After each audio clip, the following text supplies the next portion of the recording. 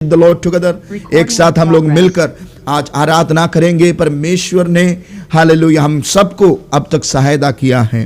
प्रार्थना करना है खुदा प्रभु हालेलुया अद्भुत कार्य हम देखने पाए। हमारे डिस्ट्रिक्ट में प्रभु ऐसे अद्भुत कार्य कर रहा है और परमेश्वर करेंगे। हमारे हर एक सेवकाई में हम लोग देखेंगे इस प्रार्थना सभा में बहुत सामर्थ होते हैं। इसलिए निराश ये प्रार्थना सभा को ये कमजोर मत सोचना। मिलकर हम लोग प्रार्थना में बने रहे, परमेश्वर हमारे लिए बहुत अद्भुत कार्य करेंगे। हालेलुया। थोड़ी देर अपने आप को तैयार करिए आराधना के लिए। Over to reverend Shibu Abraham to worship the living God. Thank you dear pastor. आइए मिलकर हम प्रभु की उपस्थिति में जाएं, कुछ पल अपने हृदयों को प्रभु के हाथों में दें। वो परमेश्वर जो हमसे प्रेम करता है, जिसने हमें बुलाया है, जिसने अपने अनमोल लहू से हालेलुया अपना बेटा बेटी बनाया है और स्वर्ग राज का वारिस बनाया है और हमारे लिए सब कुछ निछावर कर दिया। क्यों ना हम उस महान परमेश्वर को आज के सुबह अपना सब कुछ निछावर करें, अपना तन मन धन सब कुछ प्रभु के हाथों में दें। आज की सुबह हमारी एकाग्रता को भी हम प्रभु को दें। हालेलुया। हो सकता है अगर आपके पास किसी भी प्रकार के ऑप्शन हैं, अपनी वीडियो को भी खोलें ताकि हम मिलकर एक साथ मिलकर प्रभु की महिमा करेंगे। हालेलुया। आइए मिलकर कुछ गानों को गा के हम प्रभु की उपस्थिति में उसकी महिमा गाएंगे। हालेलुया।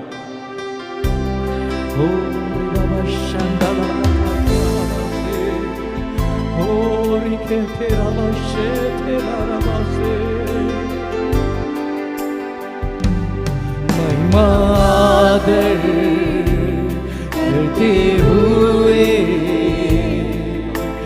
हाथों को उठाकर आराधना करते हैं। महिमा आदर करते हुए अपने हाथों को उठाकर आराधना करते हैं।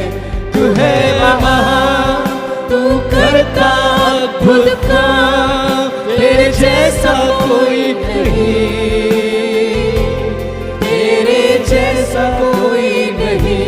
तू है महान, तू करता अद्भुत काम, तेरे जैसा कोई नहीं, तेरे जैसा कोई नहीं। The glory and the honor, and we lift your hands in worship as we praise your holy name. You deserve the glory and the honor. We lift your hands in worship as we lift your holy name. For you are great, you do miracles so great, there is no one else like you. There is no one else like you. You are great, you do miracles so great, there is no one else like you. There is no one else like you.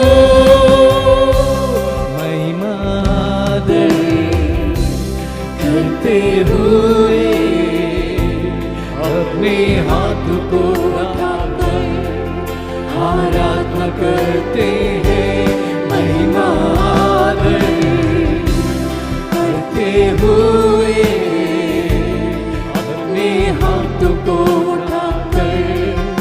आराधना करते हैं। तू है महान, तू करता अद्भुत काम, तेरे जैसा कोई नहीं, तेरे जैसा कोई नहीं। तू है महान, तू करता अद्भुत काम, तेरे जैसा कोई नहीं, जैसा कोई नहीं। हमारा परमेश्वर के जैसा कोई नहीं। वो करता है अद्भुत काम हमारे जीवन में, हमारे हर एक पल में उसकी उपस्थिति हमें हालेलुया इस बात को दर्शाता है कि वो एक महान अद्भुत काम करने वाला परमेश्वर है। आज सुबह उसकी उपस्थिति हमारे मध्य में है। Oh, we glorify your name, oh Lord. because we know that your presence is here in this place this morning. आपकी उपस्थिति हमारे बीच में है। हालेलुया। आप महान परमेश्वर, ओ परमेश्वर, आज की सुबह प्रभु हम तेरे हजूरी में आते हैं। हमारी आराधना, हमारी स्तुति, हमारी प्रशंसा, हमारी प्रार्थनाएं, हमारे प्रभु का वचन प्रभु हर एक बातों में प्रभु हम आपसे आशीष मांगते हैं। खुदावन आज सुबह हमसे बातें करते रहे प्रभु। Hallelujah, hallelujah, praise be to the holy name. स्तुति के योग्य यीशु को आभारी दिल से आराधना। परमेश्वर हमसे चाहता है कि हम उसकी आभारी दिल से आराधना करें, with a thankfulness in our heart. उसके प्रति आभार रहे जो परमेश्वर ने आपके मेरे जीवन में किया है। हम मिलकर आभारी दिल से उस परमेश्वर की आराधना करें। हालेलुया।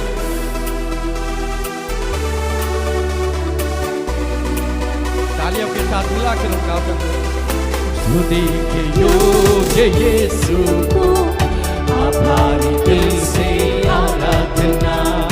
महिमा के योग्य यीशु को संपूर्ण आत्मा से आराधना।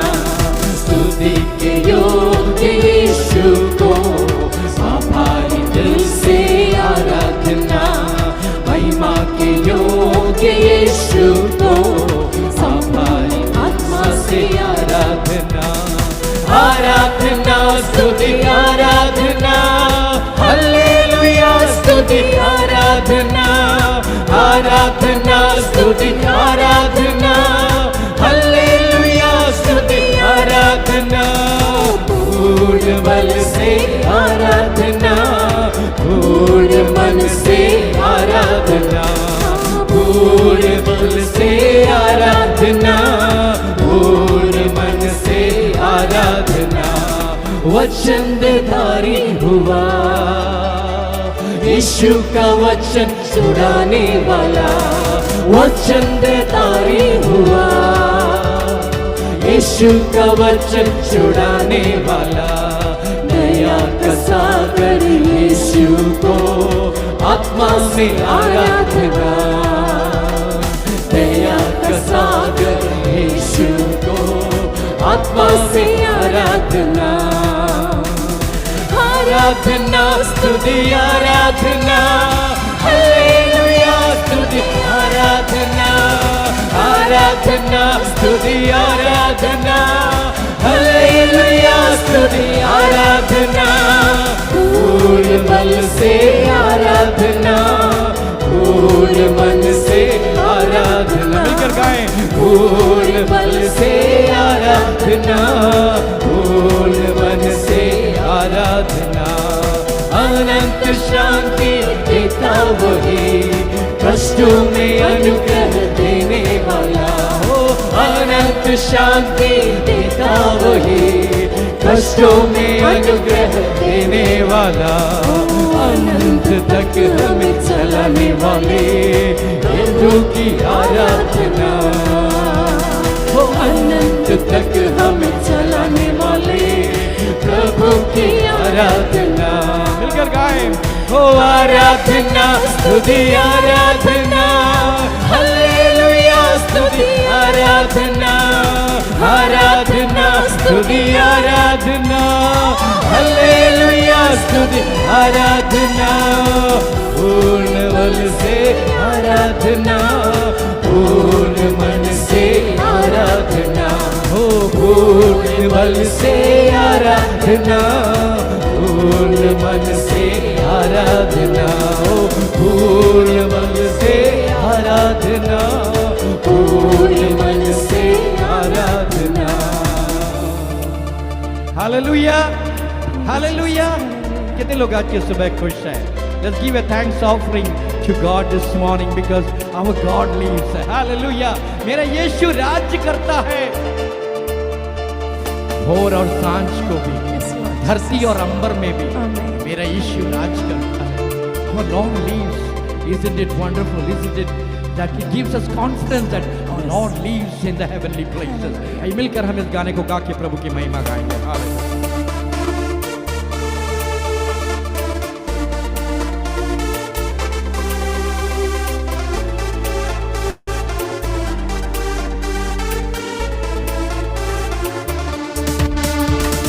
मेरा यीशु राज करता है, मेरा यीशु राज करता है। धरती और अंबर में भी मेरा यीशु राज करता है, मेरा यीशु राज करता है, मेरा यीशु राज करता है। और सांसों में धरती और अंबर में भी मेरा यीशु राज करता है। वो राज करता है, वो राज करता है, सनातन का प्रभु राज करता है, वो राज करता है, वो राज करता है। राजा दी राजा यीशु राज करता है, वो राज करता है, वो राज करता है। सनातन का प्रभु राज करता है, वो राज करता है, वो राज करता है। सनातन राजा यीशु राज करता है। उठते सागर की लहरों के बीच में मेरा यीशु राज करता है। व्याकुल मन की शोकित दशा में भी मेरा यीशु राज करता है। मिलकर उस परमेश्वर की आराधना करें। हालेलुया। सागर के लहरों के बीच में मेरा यीशु राज करता है। उठते सागर की लहरों के बीच में मेरा यीशु राज करता है। व्याकुल मन की शोक की दशा में भी मेरा यीशु राज करता है।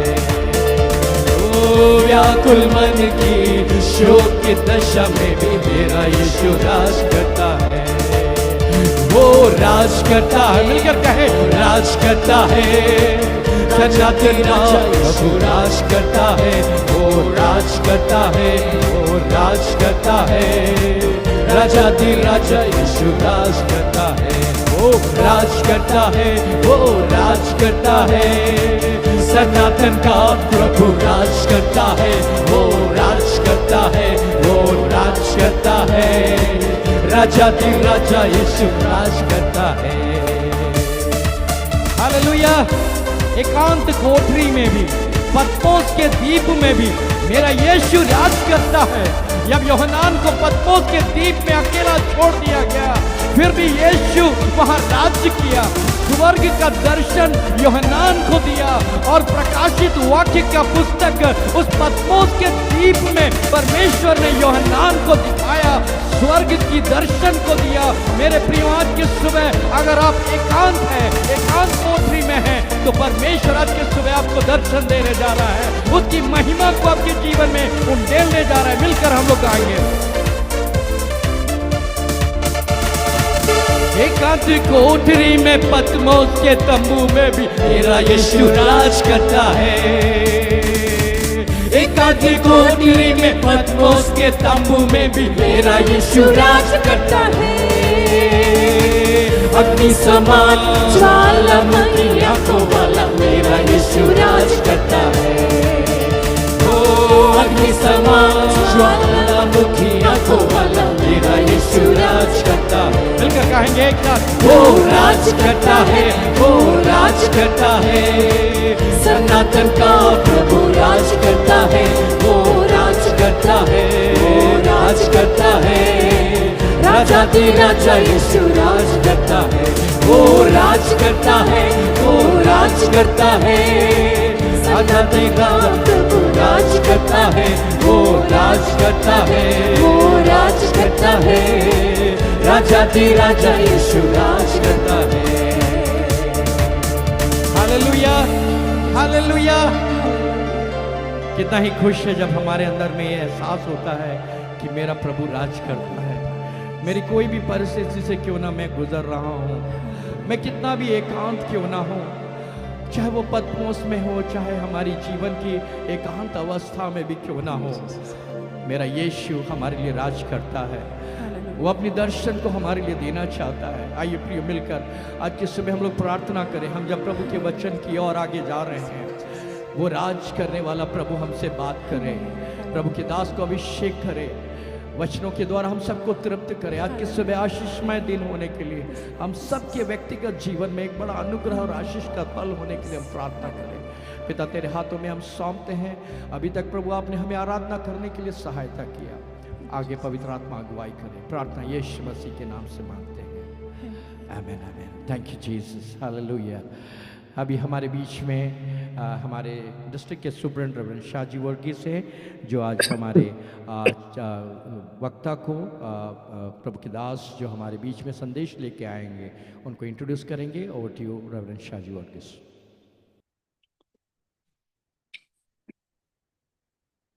परमेश्वर को धन्यवाद हो।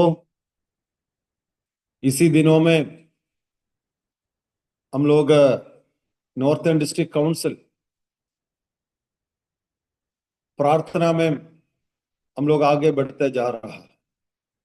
सुबह 8 बजे से रात 10 बजे तक हमारा प्रार्थना बराबर चलते रहता है और हमारा कई सेवक विश्वासी लोग आत्मिक वरदान प्राप्त कर रहा है।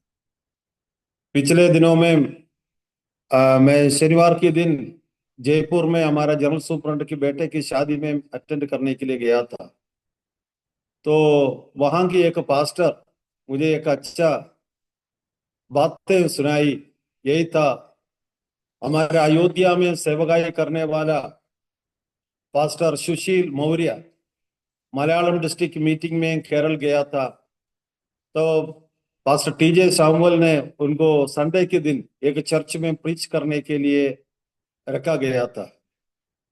उसके साथ एक मलयाली पास्टर को भी भेजा था, वो जयपुर में सेवा करते हैं। उन्होंने ये बात मुझसे कहा है, चर्च में जाने से पहले वो प्रार्थना कर रहे थे, फिर अन्य भाषा में प्रार्थना हुआ था। उसके बीच में वो पूरी मलयालम से, कभी मलयालम की एक शब्द नहीं जानता है, पूरे मलयालम से उन्होंने अन्य भाषा में बात करने लगा। यही बोला था, परमेश्वर केरला को आशीष करे करके मलयालम में वो बोलने लगा है। देखिए, हम लोग कभी सोच नहीं सकता था हमारा पास्टर लोग की, क्योंकि ज्यादातर साउथ इंडियन पास्टरों के अंदर ऐसे वरदान था, लेकिन हमारे उत्तर भारत के पास्टरों के अंदर भी परमेश्वर बहुत बड़ा आशीष है, आत्मिक वरदान है इस समय दे रहा है। हम लोग प्रार्थना में बढ़ते जाए, एक ही उपाय है, एक ही मात्र आशा है, प्रार्थना ही है। प्रार्थना में उत्तर प्रदेश छुटकारा की ओर जाएंगे, क्योंकि 30 करोड़ लगभग लोग इसका सुसमाचार फैलाने के काम हमारा हाथ में है। खास तौर से सबसे बड़ा उत्तर प्रदेश में Pentecostal organisation Assemblies of God है। अगर अब 75 रेवेन्यू डिस्ट्रिक्ट है, उसी में अभी 5 जिला में असेंबलीज ऑफ गॉड की काम नहीं है। परमेश्वर चाहे तो ये अगले 25 दिसंबर के अंदर इस 5 जिले में भी हमारा काम शुरू हो जाएगा। हम लोग प्रार्थना करें। इस समय बहुत विरोध है, कई पास्टर लोग जेल में हैं, जेल में ले जाने के लिए प्रशासन प्रयास कर रहा है, लेकिन प्रार्थना के द्वारा यह सब कुछ संभव है, क्योंकि परमेश्वर हमें छुटकारा देगा। आज हमारा बीच में मुख्य वक्ता के रूप से पास्टर रेवरेंड जैकब चरियान सर हमारा बीच में हैं, और एसएबीसी की सीनियर प्रोफेसर है, और मैं समझता हूं डॉक्टर एसी जॉर्ज के बाद सबसे ज्यादा नाम कमाया हुआ एक अच्छा टीचर है और प्रोफेसर है। और मेरा कहना सही है तो उत्तर भारत में जन्मा है और एसएबीसी में सेवकाई किया, आज भी एसएबीसी में सेवकाई दे रहा है। और प्रभु की दासों को आज मैं स्वागत करता हूं।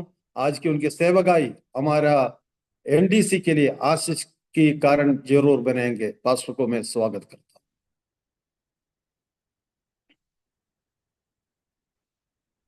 पास्टर शाहजी, आपका बहुत मैं आभारी हूँ, और पास्टर शिबू इब्राहिम जिन्होंने मुझे कांटेक्ट किया, और इस सभा में मेरे सब भाई बहनों को मैं प्रभु यीशु मसीह में नमस्कार देता हूँ। यहाँ मैंने जो लोग शामिल हैं, उनमें से मैंने एक दो लोगों का नाम देखा, और मैंने देखा पास्टर इज़ीकियल जोशुआ का नाम, सिस्टर एलिस जोशुआ का नाम। ये हमारे बहुत सीनियर हमारे लीडर्स हैं। मैं बहुत उनका आदर करता हूँ। और आप में से बहुत सारे लोग हैं जिनको मैंने पहले कभी नहीं मिला हूँ, परंतु मैं जानता हूँ आप, प्रभु ने जहां भी आपको रखा है, आपको प्रभु के नाम की स्तुति, वहां पर प्रभु के नाम की महिमा के लिए आपको अलग अलग जगह में प्रभु ने रखा है, इसलिए कि प्रभु के नाम की स्तुति हो और परमेश्वर का राज हमारे भारतवर्ष में और स्पेशली यूपी में आए। पास्टर शाहजी ने जैसे कहा, सही कहा। मेरा जन्म मध्य प्रदेश के जबलपुर में, छोटा सा शहर है जबलपुर, वहां हुआ। परंतु वहां स्कूल और कॉलेज के बाद मैं फिर साउथ इंडिया में आया और बेंगलोर में काफी साल से हूँ। जब मैं जबलपुर में था, सिर्फ 2.5 साल में एक हिंदी चर्च में गया, बाकी समय एक अंग्रेजी चर्च में था। उसके कारण थोड़ी बहुत मैं हिंदी बोल सकता हूँ, तो आपके साथ हिंदी में ही प्रभु के वचन को मैं शेयर करूंगा। मैं कोशिश करूंगा यदि हो सके तो पावर पॉइंट शेयर करने का ट्राई करता हूं। हाँ, लगता है आने का है ये। जी। अम, आज मैं आपके साथ इस बात पर शेयर करना चाहता हूं कि बाधाओं के बीच में हमें आगे बढ़ना है। हम सब जानते हैं हमारे बीच में, हमारे परिस्थिति में, कई बार हमारे परिवारों में हमें काफी अलग अलग तरीके से हमको हमारे जीवन में हर्डल्स है, अफ्लिक्शन है, मुश्किलाहट है। तो ये सब बाधाएं हमको बांध के रख सकती है। हम, जैसे हम पास्टर शाह जी ने कहा, हमारे कुछ भाई जेल में भी है। और मैं आज आपको आपके साथ पौलुस प्रेरित के पत्री से, फिलिपियों की पत्री से इस बात को मैं शेयर करना चाहता हूं। आप खोलें अपने बाइबलों को, फिलिपियों की पत्री, और हम फिलिपियों की पत्री से पहले अध्याय से, पहले से लेके 26वीं आयत से कुछ बातों को हम सीखना चाहते हैं। सबसे पहले ये बात बताना चाहता हूं कि हमारे हमारे हमारे आ, विश्वास के लिए, हमारे विश्वास के लिए पौलुस बहुत ही कीमती और महत्वपूर्ण है। प्रेरित पौलुस, हमारे विश्वास का जो आकार हमारा हमने पाया है, वो प्रेरित पौलुस के जीवन से, उनकी उनकी जो उनके लेखों से, उनकी पत्रियों से हमारे जो विश्वास है उसको एक ढाला गया है। अ, हम जानते हैं पौलुस प्रभु यीशु मसीह के ओरिजिनल जो चेले थे उनके साथ नहीं था। फिर भी परमेश्वर के उद्देश्य के कारण, हम देखते हैं उनकी पत्रियां के कारण, हमारा जो विश्वास है वो एक तरह से देखा जाए तो एक पॉलाइन शेप में है। एक जो आकार है वो पौलुस ने दिया। हम जानते हैं पौलुस ने काफी पत्रियां लिखी। वो सब पत्रियां हमारे नए नियम में तो नहीं है, उनमें से कुछ पत्रियां हमारे नए नियम में है। हम जानते हैं 13 पत्रियां पौलुस की हैं, वो एक एक क्रम से लिखी रखे गए हैं। ये पत्रियां जो पौलुस की हैं, हम जानते हैं पहले जो 9 पत्रियां हैं ये कलीसियाओं को लिखी गई है। इसलिए हम पढ़ते हैं रोमियो, पहला कुरिन्थियो, दूसरा कुरिन्थियो, गलातियो, एफिसियो, फिलिपियो, कोलोसियो, पहला और दूसरा थिस्सलुनीकियो, है ना। तो ये सब पहले के जो 9 पत्रियां हैं ये किसको लिखी गई है? कलीसियाओं को। उसके बाद वाले जो 4 हैं, पहला तिमुथियो, दूसरा तिमुथियुस और तीतुस और फिर फिलेमोन, ये व्यक्तियों के नाम से लिखी गई, और ये दो दो ग्रुप में लिखी गई है। और आप देखें गौर से तो ये चीज पाएंगे, ये उनके समय के अनुसार नहीं लिखा गया। जो क्रम, वो क्रम है उनकी लंबाई के अनुसार। तो जो लंबे वाले जो पत्रियां उसको पहले, उसके बाद छोटे, उस तरह से ये पौलुस की पत्री हमारे बीच में लिखी गई है। उनमें से एक पत्री है जो है फिलिपियों की पत्री। और फिलिपियों की पत्री हम जब पढ़ते हैं तो हम ये देखते हैं कि फिलिपियों के साथ पौलुस का एक विशेष संबंध था। पौलुस के बहुत सारे कलीसियाओं के साथ संबंध था। हम तो जानते हैं कुछ कलीसियाओं के साथ उसको बहुत ही कॉन्फ्लिक्ट और बहुत ही परेशानी हुई। जैसे कि हम जानते हैं पहला कोरिंथ की जो कलीसिया थी, कोरिंथियों की जो कलीसिया थी, और उनके साथ लंबे लंबे पत्री भी लिखे, परंतु उनके साथ पौलुस को बहुत दर्द भी हुआ। उस तरह से पौलुस की अलग अलग कलीसियाओं के साथ उसका संबंध था। परंतु हम देखते हैं जो मैंने आपको यहाँ रेफरेंस दिया है, हम पढ़ेंगे फिलिपियो 1:5 में ऐसा लिखा है कि इसलिए कि तुम पहले दिन से लेकर आज तक सुसमाचार के फैलाने में मेरे सहभागी रहे हो। वहां जो शब्द इस्तेमाल किया गया है यूनानी में, ग्रीक में, वो है कोइनोनिया। हम कई बार उसको कहते हैं फेलोशिप, परंतु यहाँ पर देखते हैं वो पार्टनरशिप है। पौलुस की अलग अलग कलीसियाओं के साथ संबंध तो है, परंतु जो संबंध उसकी फिलिपियों के साथ है वो बिल्कुल अलग है, बिल्कुल अलग संबंध है।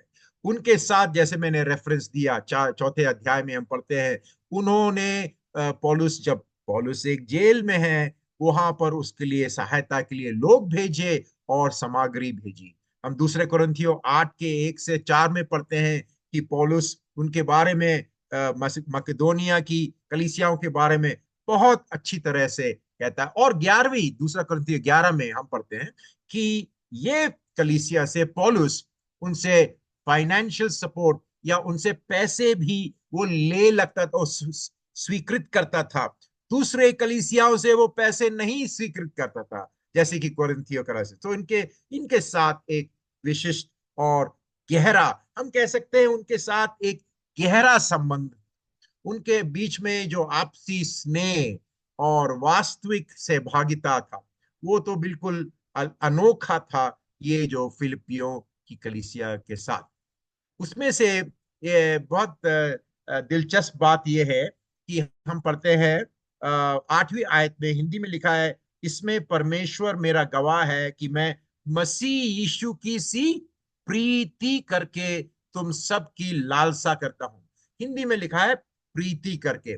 यदि आप पुराने अंग्रेजी के उसको, एक्सक्यूज मी, पुराने अंग्रेजी के देखेंगे तो वहां पर बावल्स लिखा है, या लिखेंगे अफेक्शन, परंतु जो शब्द है वो मैंने अंग्रेजी में यहाँ लिखा है स्प्लांखना। ये शब्द इस्तेमाल करता है पौलुस। स्प्लांखना हमारी आंतड़ी को दिखाता है, दिल को भी नहीं, उसके नीचे द गट्स या इंटेस्टाइन्स।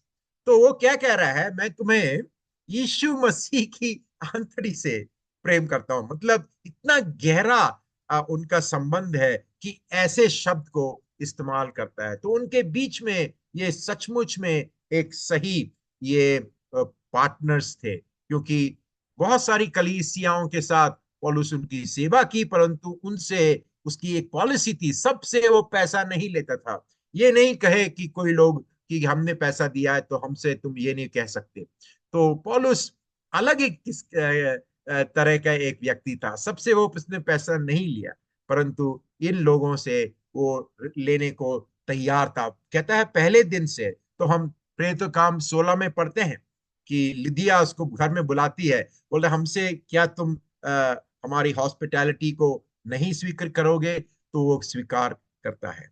ये बात बहुत अच्छी बात है। तो पौलुस और उनके बीच में बहुत ही गहरा संबंध है। पर हमको ये याद, हमको नहीं भूलना है कि पौलुस किधर है। पौलुस एक बंदी गृह में है, जेल में है। वहां लिखा है कि वो उसके जंजीर लगे हुए हैं, चेन्स लगे हुए हैं। और उस समय जब फिलिपी के लोग ये जानते हैं कि पौलुस एक जेल में है, हमको ये पत्री से क्लियरली पता नहीं चलता है कि कौन से जेल में है। बहुत सारे लोग, जैसे मैं भी सोचता हूँ, शायद रोम में एक जेल में, रोमी जेल में है। परंतु कोई और जो एक्सपर्ट लोग हैं वो कहते हैं शायद एफिसस के एक जेल में होगा या सेजेरिया के एक जेल में। कहीं भी हो, पौलुस एक जेल में है और जेल में वो उसके उसमें बंधा हुआ है। अ, और उस समय कलीसिया, फिलिपी कलीसिया ने क्या किया, कुछ लोगों को भेजा। उनमें से एक था एफ्रोदितुस, और उसका नाम हम दूसरे अध्याय 25 में पाते हैं। दूसरे अध्याय 25 में हम देखते हैं कि इपाफ्रोदितुस के साथ कुछ और लोग भी आए और पौलुस की मदद की जेल में। उनके साथ कुछ भेंट एट लाए, शायद वहां से खाने पीने की सामान, कुछ कपड़े लत्ते, कुछ कुछ ला के दिया। पौलुस जेल में है उसकी सहायता के लिए।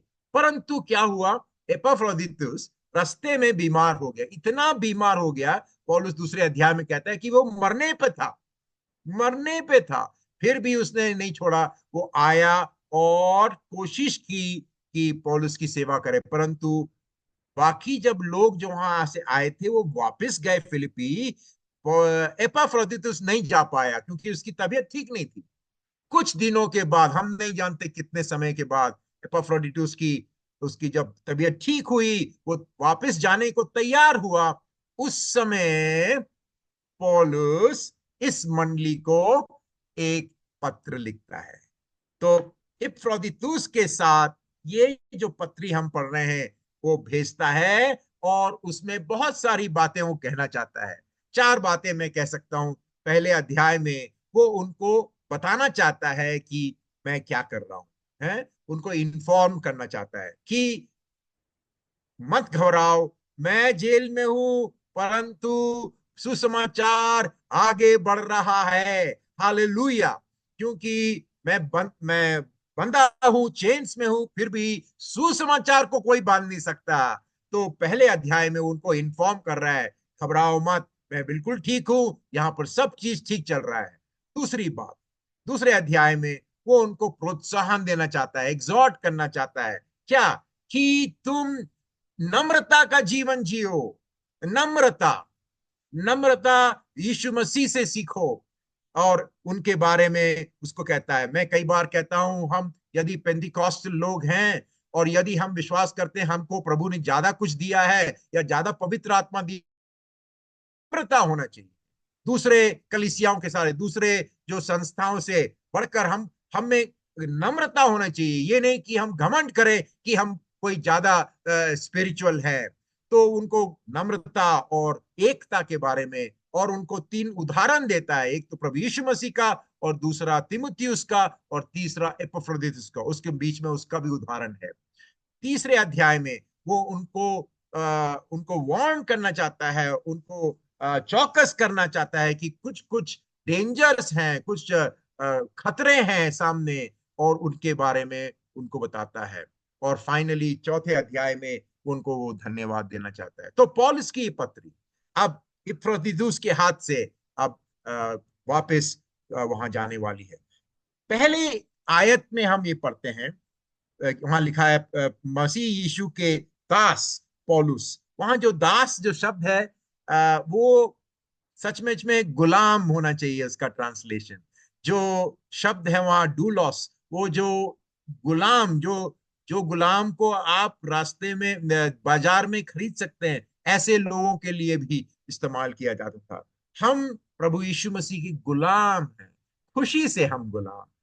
We are the slaves of Christ. We are the joyful slaves of Christ. उसके बाद बोलता है सब पवित्र लोगों के नाम। तो पत्री किसको लिख रहा है? सब, प्रभु के सब लोगों को। उसके बाद में वो दो तरह के लीडर लोगों के नाम वो कहता है। हिंदी में लिखा है अध्यक्षों और सेवकों, है। यूनानी में जो शब्द है वो है एपिस्कोपोय और डियाकोनोय।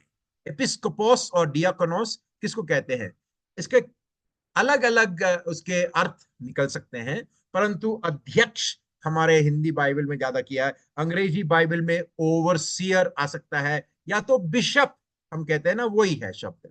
परंतु याद रखना यहां पर अध्यक्षों और सेवकों, तो एक कलीसिया में भी अलग अलग, एक नहीं और भी लीडर्स हैं। कहने का मतलब पहली कलीसिया में बहुत सारे लीडर्स थे, सिर्फ एक नहीं।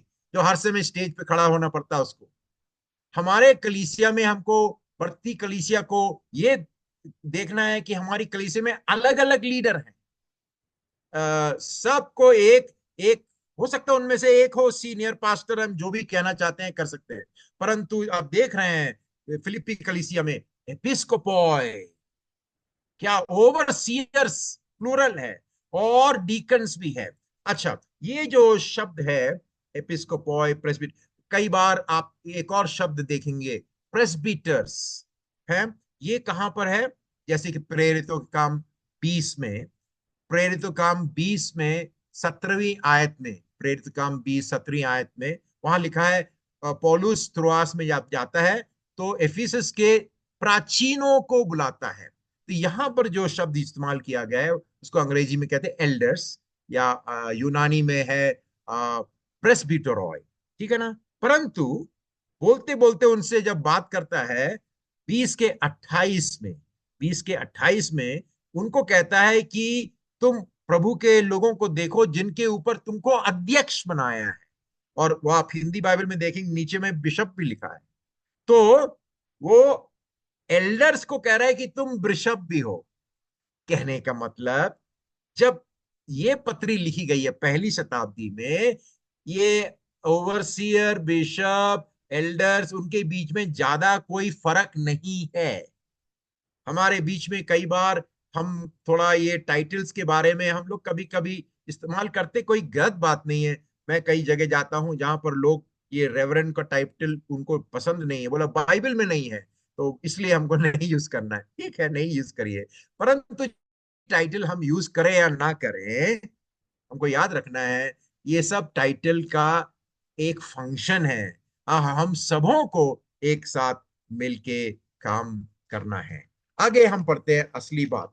अब पौलुस के हम कुछ प्रार्थना को देखेंगे।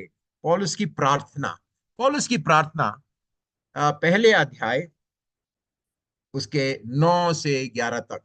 ये ये प्रार्थना को आप जब समय मिलेगा आप और भी पढ़िए, गौर से इसको थोड़ा इस पर मनन कीजिए। कई बार जब हम दूसरों के लिए प्रार्थना करते हैं तो हम क्या प्रार्थना करते हैं? कई बार जब हम अपनी कलीसियाओं के लिए प्रार्थना करते हैं तो हम क्या कहते हैं? उनको कहते हैं प्रभु उनको आशीष दे, और ये वो सब चीज करते हैं। पौलुस की इस प्रार्थना को जरा देखिए, और ये प्रार्थना बाद में आप अगर लिख रहे हैं तो लिख लीजिए। पहला थिस्सलुनीकियों उसके 3रे अध्याय उसके 10 से लेके 13 तक, उसको बाद में आप पढ़िए, वहां भी आप पौलुस की प्रार्थना को पढ़ेंगे। जो प्रार्थना आप वहां देखेंगे, कहा? पहला थिस्सलुनीकियों 3:10 से 13, वही प्रार्थना यहाँ करीब करीब वही है। 2 या 3 बात पौलुस हर समय इम्फसाइज करता है, उस पर गौर देता है। क्या? आइए हम देखें अपनी बाइबलों में। पहला अध्याय 9 से 11, मैं यह प्रार्थना करता हूं, क्या? कि तुम्हारा, सबसे पहले क्या? रेन। परमेश्वर प्रेम है। यदि हमारी आत्मिकता में हम प्रेम में नहीं बढ़ पा रहे हैं तो हम परमेश्वर, सच्चे परमेश्वर के साथ गहरा संबंध नहीं बढ़ रहा है। प्रेम किसके लिए? सिर्फ अपने परमेश्वर के लिए नहीं है कि हम गाना गाते हैं, वर्शिप करते हैं, दुआ करते हैं, फास्टिंग करते हैं, ठीक है, अच्छी बात है, परंतु एक दूसरे के लिए, सिर्फ विश्वासियों के लिए नहीं। जो लोग विश्वास नहीं करते, हमारे आसपास के पड़ोस के लोग हैं, और हमारे दुश्मनों के प्रति भी, जो हम हमारे बैरी हैं, हमारा भला नहीं चाहते, उनसे भी हमारा प्रेम बढ़ना है। यहां लिख देखें, प्रेम ज्ञान और सब प्रकार के विवेक सहित और भी बढ़ता जाए। पौलुस का की प्रार्थना है कि हमारे बीच में भी, आप और मेरे जीवन में प्रेम में हमको बढ़ना है, यहां तक कि तुम उत्तम से उत्तम बातों को प्रिय जानो और मसीह के दिन तक सच्चे बने रहो। मसीह के दिन, पौलुस अपनी प्रार्थना में हर समय मसीह के दिन के बारे में, the day of the lord, हर समय सोचता है, क्योंकि हम जो युग में हैं, ये युग एक दिन खत्म होने वाला है। प्रभु के आगमन पर नया युग हमारे बीच में चालू होगा। और ये युग प्रभु यीशु मसीह ने अपने खुद के आगमन के द्वारा उन्होंने परमेश्वर के राज का उद्घाटन कर दिया है। परमेश्वर का राज 2000 साल पहले जब राजा आया प्रभु यीशु मसीह, उसका उद्घाटन हो गया है। उसकी पूरी तरह से पूर्णता से परमेश्वर का राज आएगा जब प्रभु यीशु मसीह दूसरे टाइम आएगा। तब तक हमको प्रभु के आगमन तक हमको किसमें बढ़ना है? प्रेम में बढ़ना है। और इस धार्मिकता के फल से जो यीशु मसीह के द्वारा होते हैं, भरपूर होते जाओ, जिससे परमेश्वर की महिमा और स्तुति होती रहे। दूसरी बात वो पवित्रता के बारे में कह रहा, प्योरिटी के बारे में। तो हमको प्रेम और पवित्रता में आगे बढ़ना है। हम सबको, पास्टरों को, हमको प्रभु के प्रेम में बढ़ना है, एक दूसरे से प्रेम में बढ़ना है, और पवित्रता में। ये पवित्रता के बारे में पौलुस 4 अध्याय में फिर से वो कहेगा, उसके बारे में सिखाएगा, और किस बात में वो पौलुस और सिखाएगा। अच्छा, आगे बढ़ते हैं हम। पौलुस कहता है, अपना रिपोर्ट दे देता है। अपना रिपोर्ट क्या कहता है? एक के बारे में, हे भाइयों, मैं चाहता हूं कि तुम ये जान लो कि मुझ पर जो बीती है उससे सुसमाचार की बढ़ती हुई है। 14 अध्याय में लिखा है, और प्रभु में जो भाई हैं उनमें से अधिकांश मेरे कैद होने के कारण हिया बांध कर परमेश्वर का वचन निधड़क सुनाते और भी साहस करते हैं। Paul is saying the gospel is advancing. Hallelujah.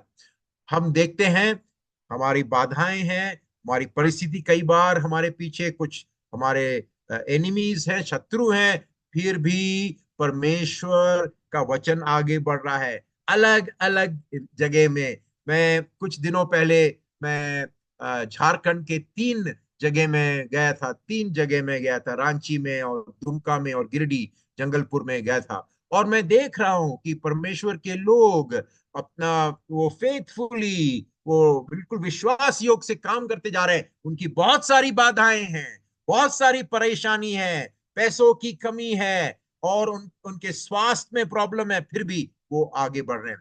पौलुस कहता है, मैं जेल में तो हूं, मुझे बांध के रखा है, परंतु सुसमाचार को आप नहीं बांध सकते।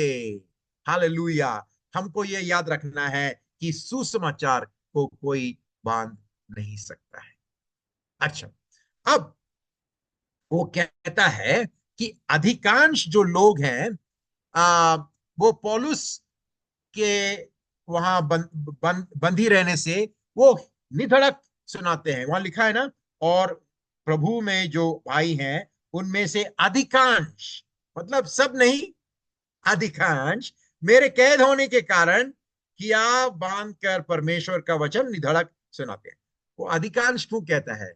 क्योंकि हम पढ़ते हैं कुछ 15 में क्या लिखा है, कुछ तो डाह और झगड़े के कारण मसीह का प्रचार करते हैं, और कुछ भली इच्छा से। आहा, अब कुछ बात यहां गड़बड़ हो गई है। वो कहता है कि कुछ ऐसे हैं जो मेरे खिलाफ हैं। ये कलीसिया के बाहर वाले नहीं है, ये मसीही कलीसिया ही में है। वो कहता है कुछ ऐसे लोग हैं, कई एक तो यह जानकर कि मैं सुसमाचार के लिए उत्तर देने को ठहराया हूं, प्रेम से प्रचार करते। मैं कहने का मतलब, कुछ कुछ लोग हैं। मान लीजिए पौलुस रोमी एक जेल में है। रोम में बहुत सारी कलीसियाएं हैं। याद रखना, उस समय कलीसिया कोई बड़ी बड़ी कलीसियाएं नहीं थी, सब छोटे छोटे कलीसिया घरों में मिलते थे। तो बहुत सारी कलीसियाएं हैं रोम में, ठीक है। उस कलीसिया में कुछ कुछ कलीसिया पौलुस से प्रेम करती, और वो उन्होंने जब सुना कि पौलुस हमारे जेल में है, तो उन्होंने बोला कि हम और भी प्रार्थना करेंगे भी, और हम पौलुस जो नहीं कर पाता हम करेंगे। ऐसा वो काम कर रहे हैं कुछ लोग। परंतु वहां लिखा 17 में लिखा, और कई एक तो सीधाई से नहीं पर विरोध से मसीह की कथा सुनाते हैं, यह सोचकर कि मेरे कैद में मेरे लिए क्लेश उत्पन्न करें। जरा आप सोचिए उसका मतलब क्या है। कुछ लोग प्रचार कर रहे हैं, सेवकाई कर रहे हैं, चर्च चला रहे हैं। क्यों? कि वो पौलुस से बिल्कुल प्रेम नहीं करते। उनको ये दिखाना है पौलुस की कि हमारी मिनिस्ट्री तुम्हारे से बहुत बढ़कर है। तो हम क्या देख रहे हैं?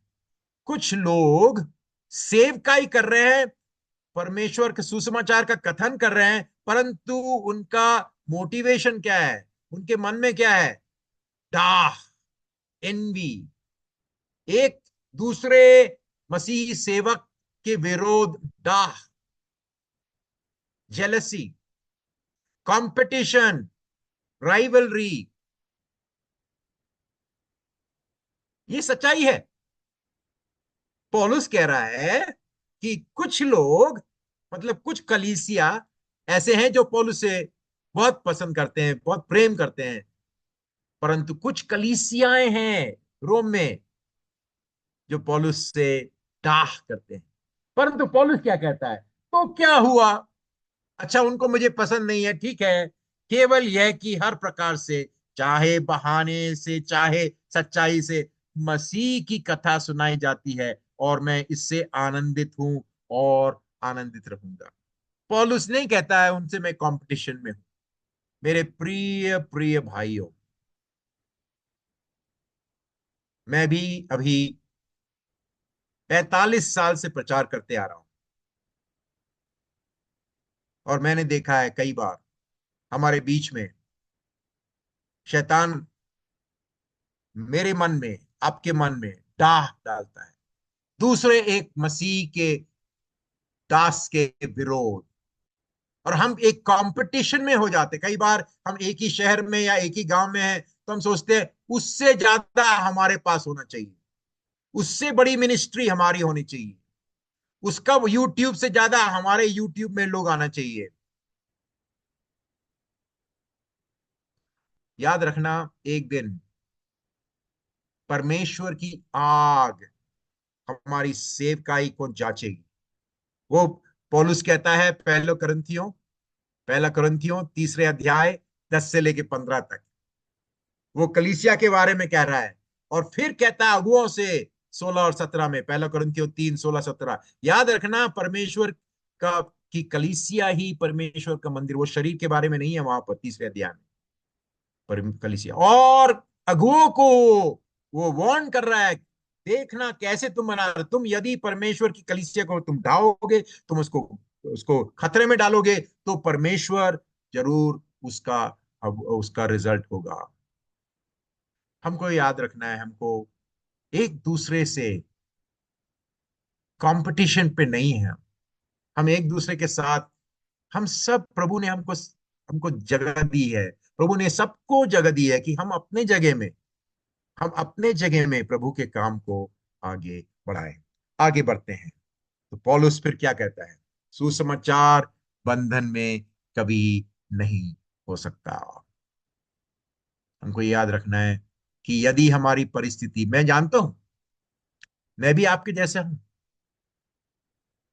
मैंने भी बहुत सारे तकलीफ, मुश्किल और ऐसी तरह के दर्द से मैं भी गुजरा हूं और गुजर रहा हूं।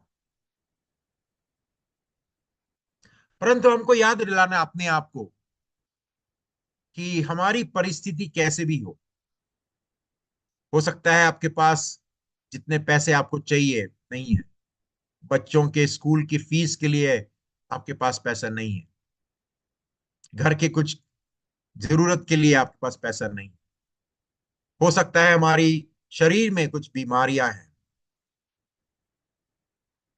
मेरे जीवन में बहुत सारे, मेरे बदन में ऑपरेशन हुए।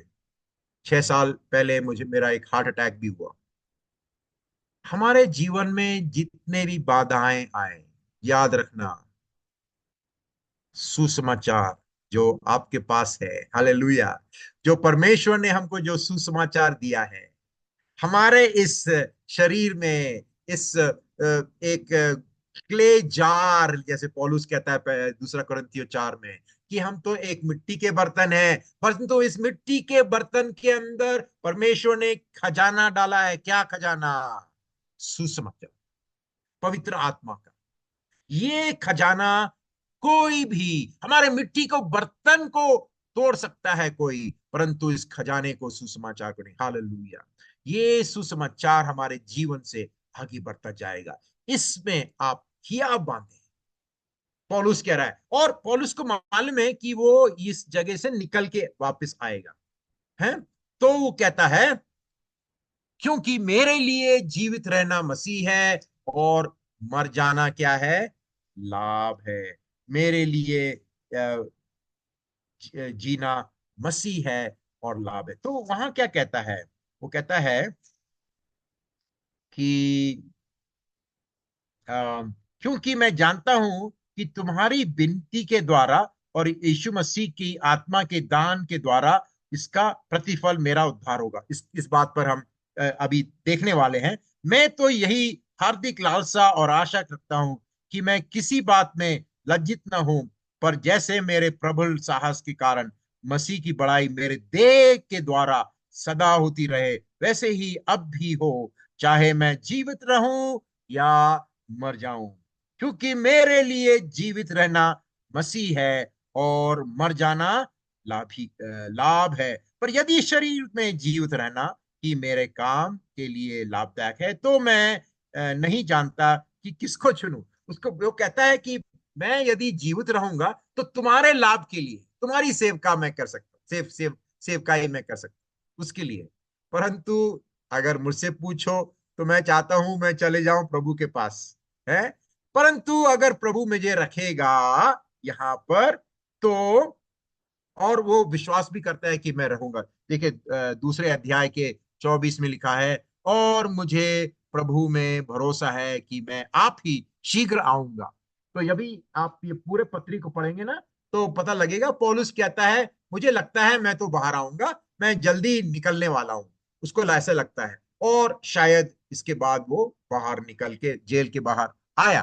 तो वो कहता है, मैं इसलिए आ रहा हूं कि तुम्हारे लाभ के लिए, परंतु मुझे मृत्यु से डर नहीं है। मृत्यु भी एक लाभ है। हम जो प्रभु के लोग हैं, हम मृत्यु से डरते नहीं हैं, क्योंकि हमारे प्रभु ने मृत्यु पर जय पाया। हालेलुया। क्योंकि हम उसके पुनरुत्थान पे विश्वास करते हैं। हमको हर एक जन को, हो सकता है 40, 50, 60, 80, 90, 100, अब कितने कितने साल जिएंगे, बस उतने ही तो है। तो उसके बाद हम पुनरुत्थान पे विश्वास करते हैं। हमारा विश्वास है कि हम प्रभु में जाएंगे, we will be in Christ, और प्रभु हमको एक दिन उठाएगा, जी उठाएगा, और एक नया शरीर देगा आने वाले युग में जीने के लिए। एक नया स्वर्ग और नई पृथ्वी आने वाली है। वो यशायाह की पुस्तक में भी लिखी है 65 और 66 में, और नए नियम में भी लिखी है कि एक नया स्वर्ग, एक नई आकाश और नई पृथ्वी आने वाली है। वो उसका उद्घाटन प्रभु ने ऑलरेडी कर दिया है अपने जीवन से और पुनरुत्थान में। हम उस पुनरुत्थान में विश्वास करने वाले हैं, प्रभु के लोग हैं। आइए, आखिरी जो बात मैं आपको दिखाना चाहता हूं, 19वीं आयत में पौलुस कहता है, क्योंकि मैं जानता हूं कि तुम्हारी विनती के द्वारा और यीशु मसीह की आत्मा के दान के द्वारा इसका प्रतिफल मेरा उद्धार होगा। उद्धार का मतलब ये नहीं कि हम जैसे उद्धार के बारे में कहते, उद्धार यहां पर उसका मतलब है मेरे जीवन से प्रभु की स्तुति होगी और मैं आगे बढ़ूंगा, और एक दिन में मुझे यहाँ जेल से भी प्रभु निकालेगा। परंतु तुम्हारी प्रार्थना, सो कुछ कनेक्शन है हमारी प्रार्थना में और पवित्र आत्मा के दान में। हम प्रार्थना को एक मैकेनिकल रूप से हमको नहीं समझना चाहिए। मैकेनिकल का मतलब जैसे कि आपके पास एटीएम कार्ड है, तो आप बैंक के एटीएम के पास जाएंगे, उसको डालेंगे, आपके अकाउंट में पैसा है तो आपका पैसा निकलेगा, आप डालेंगे और पैसा निकल जाएगा, ठीक है ना। उसको कहते हैं मैकेनिक। प्रार्थना उस तरह से नहीं है। प्रार्थना में एक मिस्ट्री है, एक भेद है, उसको हम पूरी तरह से नहीं समझते, परंतु बाइबल इसको क्लियर दिखाती है कि हमारी प्रार्थना और परमेश्वर का काम में एक बिल्कुल घोर एक संबंध है। पवित्र आत्मा की सामर्थ से हम परमेश्वर के उद्देश्य को पूरी तरह से हम कर सकते हैं। हालेलुया। मैं आपको पौलुस की पत्री, फिलिपियों की पत्री पहले अध्याय से देखने से दिखाना चाहता था कि जो भी हमारी परिस्थिति हो हमारे जीवन में, बाधाएं हर एक व्यक्ति के जीवन में है। शारीरिक बाधाएं हैं, मानसिक बाधाएं हैं, पैसों के कारण से बाधाएं हैं, और हमारे समाज के उनके दबाव से बाधाएं हैं। परंतु हमको याद रखना है, कोई भी ये बाधाएं पवित्र आत्मा के काम को नहीं रोक सकती। सुसमाचार की बढ़ती होते जाएगी। हो सकता है हमारी जान जाए, परंतु याद रखना, ये मिट्टी के बर्तन में भी परमेश्वर ने एक खजाना डाला है। हालेलुया। मुझे आप सबों के बीच में आने का जो सौभाग्य प्रभु ने दिया, मैं आपके लीडरों को बहुत धन्यवाद दे देता हूं, और सब मेरे प्रिय भाई बहनों, मैं आपको धन्यवाद देता हूं। मैं आपसे एक और बात कहकर मैं यहाँ से अब मैं निकलता हूं। वो है, मैंने कल हमारे पास्टर शिबू को भी बताया, आप, मैं सोचता हूं कई कई लोग, सब लोग यूट्यूब यूज करते हैं। यूट्यूब में अच्छी बातें भी हैं, बहुत अच्छी बातें। हम सब अपने प्रोग्राम को भी अभी यूट्यूब में डालते हैं ना। यूट्यूब में एक चैनल है, Bible project, Bible BIBLE project PROJECT। आप टाइप करें बाइबल प्रोजेक्ट हिंदी, अंग्रेजी और अलग लैंग्वेजेस में भी है, मलयालम, तमिल, तेलुगु, मराठी, सब में है, मगर बाइबल प्रोजेक्ट हिंदी आप टाइप करेंगे तो एक चैनल मिलेगा। वहां पर बहुत सारी अच्छी वीडियोस हैं जो आपको बाइबल और भी समझने में आपकी सहायता करेगी। तो हमारे एंड्रू भाई ने अभी देखो बाइबल प्रोजेक्ट हिंदी डाल दिया है, तो धन्यवाद मेरे भाई। तो आप लोग क्लिक करके इस चैनल में जाइए और भी सीखिए और सुनिए। फिर से मैं मेरे सब प्रिय भाइयों बहनों को धन्यवाद देता हूं कि हम सब प्रभु में आगे बढ़ते जाएं और प्रभु की सेवा करते जाएं। प्रभु आप सबों को बहुत आशीष दे। Thank you. Thank you, dear Pastor, for coming and sharing from the Word of God. प्रभु आपको बहुत बहुत आशीष दें। आज की सुबह परमेश्वर की गहरी वचन को सुनने के लिए, समझने के लिए, प्रभु का ये दिया हुआ इस अवसर के लिए मैं प्रभु का धन्यवाद देता हूँ। प्रभु के शेष दास को प्रभु और बहुत आशीष करे, और प्रभु उनको और बरकत दे, उनकी सारी सेवकाई में प्रभु उनके साथ में रहे। और जिस प्रकार से प्रभु के दास ने कल मुझे इस बात को कहा कि बाइबल प्रोजेक्ट जो मैं NDC के ग्रुप में डालूंगा, उसमें आप बहुत सारे यूट्यूब से बाइबल के अध्ययन को आप सुन सकते हैं, पढ़ सकते हैं। आपके आत्मिक जीवन के लिए वो फलदायक होगा। और आइए हम लोग मिलकर अंतिम प्रार्थना और आशीष वचन की ओर जाएंगे। हमारे बीच में हमारे district assistant superintendent reverend Lawrence Joseph ji हमारे बीच में हैं। वो अंतिम प्रार्थना और आशीष वचन के साथ आज की सभा को समाप्त करेंगे। एक और अनाउंसमेंट मैं आपको बोलना चाहूंगा। ठीक आशीष वचन के पास जिनको जाना है वो जा सकते हैं, और जिनको विशेष प्रार्थना की आवश्यकता है वो दया करके अगला 15 मिनट रुक सकते हैं, बाकी सब जा सकते हैं। Over to you reverend Lawrence Joseph. आइए हम प्रार्थना करें। महान परमेश्वर, हम यीशु के नाम में आपको धन्यवाद देते हैं प्रभु, आज के दिन के लिए, सुंदर समय के लिए धन्यवाद देते हैं प्रभु, तेरे अभिषिक्त परमेश्वर सेवक के लिए प्रभु, तेरे अभिषिक्त वचन के लिए प्रभु, हम आपको धन्यवाद देते हैं। धन्यवाद देते प्रभु, एक बार फिर से प्रभु तेरी पवित्र आत्मा ने हमें स्मरण दिलाया प्रभु, सारी बाधाओं और रुकावटों के बावजूद भी प्रभु सुसमाचार की बढ़ती होने पाए प्रभु, तेरे राज्य की बढ़ती होने पाए प्रभु। प्रभु हम तुझ में निरंतर बढ़ने पाए प्रभु। प्रभु हम आपको धन्यवाद देते हैं प्रभु, जिस रीति से पौलुस ने अपने जीवन में परमेश्वर कलीसियाओं के लिए और सेवकों के लिए प्रार्थना की प्रभु, उन्हें दे प्रभु इन दिनों में हमारी प्रार्थनाएं परमेश्वर बदलने पाए, अपनी रोजमर्रा की जरूरतों से बाहर निकल के प्रभु, अपनी उस राशन की लिस्ट से बाहर निकल कर परमेश्वर प्रभु तेरे राज के लिए प्रार्थना करने के लिए, तेरे वचन के अनुसार प्रार्थना करने के लिए परमेश्वर हम में से हर एक की तू सहायता और मदद कर।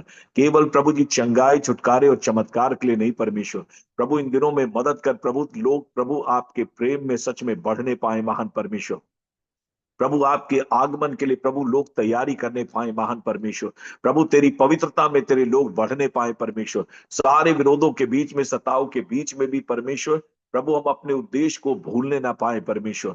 और प्रभु मेरी प्रार्थना परमेश्वर हमारा रहना परमेश्वर तेरे राज्य के लिए आशीष का कारण बनने पाए, तेरी मंडलियों के लिए आशीष का कारण बनने पाए, हमारे लोगों के लिए आशीष का कारण हमें बना प्रभु। तो सहायता कर, मदद कर परमेश्वर, इन दिनों में और अधिक तेरे वचन की गहराइयों में जाकर परमेश्वर प्रभु तेरी कलीस प्रभु तेरे वचन के अनुसार कलीसियाओं के लिए, सेवकों के लिए, विश्वासियों के लिए प्रार्थना करने के लिए प्रभु अपने दासों की तो सहायता मदद कर, ताकि प्रभु हम तेरी एक जीवित पवित्र और एक तेजस्वी कलीसिया को तैयार कर सके प्रभु, जिसमें कोई दाग झुर्री और कलंक ना होने पाए प्रभु। तो सहायता कर, मदद कर परमेश्वर, अपने दासों को अनुग्रह दे परमेश्वर। और विशेष करके प्रभु तेरे दास के लिए प्रार्थना करते हैं प्रभु, अपने दास को तू आशीष दे, उनके परिवार को आशीष दे, उनकी सेवा को परमेश्वर तू आशीष दे प्रभु, और पूरे देश के लिए प्रभु जी, विदेशों में भी प्रभु ने आशीष का कारण आपने बनाया प्रभु, उसके लिए हम आपको हृदय से धन्यवाद देते हैं। बाकी के समय आप हमारी अगुवाई करें, विनती को सुन यीशु के नाम में, आमीन। अब हमारे परमेश्वर पिता का प्रेम, प्रभु यीशु मसीह का अनुग्रह, पवित्र आत्मा की संगति और सहभागिता जब तक प्रभु यीशु बातों पर ना आए, हम सब विश्व प्रभु के दास दासियों के साथ, प्रत्येक विश्वासियों के साथ और परमेश्वर की विश्वख्यात मंडली के साथ होती रहे। आमीन, आमीन। थैंक यू डियर पास्टर, सबको और एक बार अभिनंदन। अगले हफ्ते फिर हमारे साथ जुड़िएगा, हम लोग मिलकर इसी तरह प्रार्थना में आगे जाएंगे। और जिस तरह से आप जानते हैं नेबर्स मिनिस्ट्री की प्रार्थना भी 11 बजे से शुरू होगी। आप उनके पास समय होगा तो आप कृपया करके उसमें भी जुड़ जाइएगा और उस प्रार्थना की मुहिम को भी आगे लेकर जाइएगा। अभी समय है कि हम प्रार्थना में जाएंगे और हमारे बीच में रेवरेंड पास्टर डोनाल्ड है। पास्टर डोनाल्ड अगर हैं तो आगे का 15 मिनट का समय वो प्रार्थना में अगुवाई कर सकते हैं। जिनको विशेष प्रार्थना की आवश्यकता है वो दया करके रुक सकते हैं, उनके लिए हम लोग प्रार्थना करेंगे। अगला 15 मिनट हम व्यक्तिगत विषयों के लिए प्रार्थना करने जा रहे हैं। ठीक है, आप लोग